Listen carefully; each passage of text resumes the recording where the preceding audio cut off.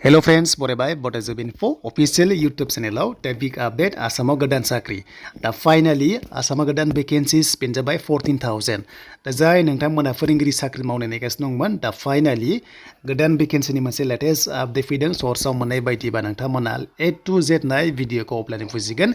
LP school UP school HC स्कुलाव जाय नोंथांमोना टीचार मावनो नेगासिनो दङ da finally good news सफैदों जों बेखौ नायगोन so बिनि सिगां जों official साइडआव फैग्रोबाय DW आव आरो बेयाव फैनाय लोगो लोगो जेब्ला मास्टार साख्रि ओंखारो बेयाव नोंथांमोना अफिशियेल आपडेट मोननो हायो जेरै LP स्कुल UP स्कुल बिनिफ्राय हाई सेक्सना आलदा दङ स नोंथांमोना बेवहाय नायनो हागोन देन बेयाव नोंथांमोना ओरैबायदि नेगासिनो दंमोन जे BTC आवबो हमना ला रिसेन्टलि टेट जादोंमोन एबा 6 शेड्युलाव स बिनि डकुमेन्ट्स भेरिफिकेसनाव थालांदोंमोन बेनो जाबाय MCC नांनो थाखाय मानोना इलेक्शननि MCC नाङोबा बेफोर खामानिया जाथ'वाखैमोन बेखायनो ड्रप दोनदोंमोन स बेयो जाफिनसिगोन बेयो जाफिनगोन नोंथांमोना भेरिफिकेसनाव जाफिनबा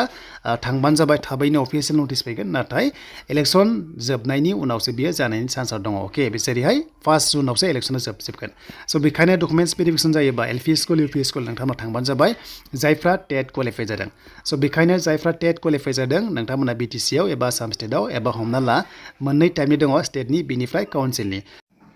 दा जायफ्रा टेट क्वालिफाइ जाना दङ गोबां नेगासिनो दंमोन भेकेन्सिसखौहाय दा फाइनाली भेकेन्सिया गासै 14,000 दङ होनना बुंदों आरो थाबैनो एपइन्टमेन्ट लेटारखौ नोंथांमोना मोनसिगोन LP जा UP जा एबा हाई स्कुल जा स बेखायनो बे सर्सखौहाय बबेयाव मोनदों होनोबा जों A to Z नायगोन बेनिखायनो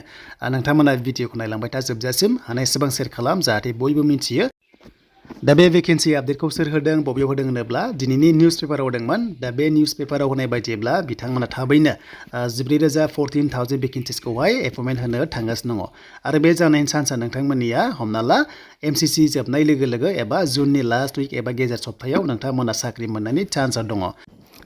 बेखायनो जायफ्रा रिसेन्टलि टेट पास खालामबाय BTC जा एबा नोंथांमोननि सिगांनि आसाम टेट जा थ बयनिसिम अल द बेस्ट थाबाय माखासे नर्म्सनि गेजेरजोंहाय नोंथांमोनखौ सेलेक्ट खालामसिगोन बेखायनो डकुमेन्ट्स भेरिफिकेसन जाफिनोबा नोंथांमोना थांबानो जाबाय एबसेन्ट जानाङा जाहाथे नोंथांमोननि साख्रिया जायो दा बेनोसैमोन दिनैनि थाखाय लेटेस्ट आपडेट एन्ड नेक्स्टआव गोदान भिडिअ फैगोन नोंथांमोना जायफ्रा Bodo info YouTube चेनेलाव गोदानै फैदोंमोन साबस्क्राइब खालामना ला जेब्लायबो साख्रिनि आपडेट नोंथांमोना मोनबाय थानो हागोन